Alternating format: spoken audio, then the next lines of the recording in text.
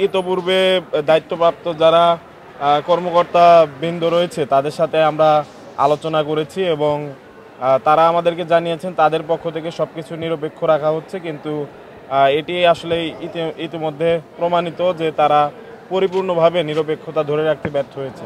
আসলে যোগাযোগ করা বা অন্য কোনো কাজই আসলে অর্থবহ হয় না। তো সেই জায়গা থেকে আমার এনসিপির প্রতি সবসময়ই যে ভালোবাসা বা শ্রদ্ধার জায়গা সেগুলো থাকবে, কিন্তু এনসিপির সাথে হয়তো আমার এখন যাত্রার সমাপ্তি হয়েছে। আমি আসলে এই মুহূর্তে ডাকসু নিয়েই ভাবছি। নির্বাচনের বনানে এবং এনসিপি তো আমাকে জনসম্মুখে সেটি বহিষ্কার করে দিয়েছে।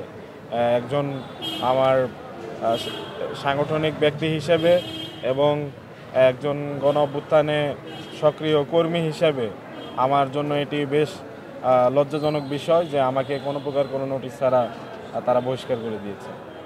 মোটামুটি সন্তোষজনক দেখছি, কিন্তু আমরা প্রশাসনের যে নিরপেক্ষতার জায়গা সেটি নিয়ে বারবারই প্রশ্ন তুলছি। কেননা দেখা গেছে যে বাংলাদেশের ছাত্র সংগঠনগুলোর মধ্যে বর্তমানে অন্যতম একটি বড় ছাত্র সংগঠন তাদের প্যানেল চূড়ান্ত করার জন্য আমাদের মনে হয়েছে যে এই ফর্ম উত্তোলনের যে সময় সেটি বর্ধিত করা হয়েছিল, এবং এটি আসলে সবসময় আমাদের জায়গা থেকে একটি কনসার্নের ইস্যু। যদি ডাকসু নির্বাচনের আগেই প্রশাসন কোনো একটি পক্ষকে বিশেষ সুবিধা দেওয়া শুরু করে তাহলে দিন শেষে সেই পক্ষের প্রতি ইলেকশনের সময় তাদের বায়াসনেস থাকবে কিনা।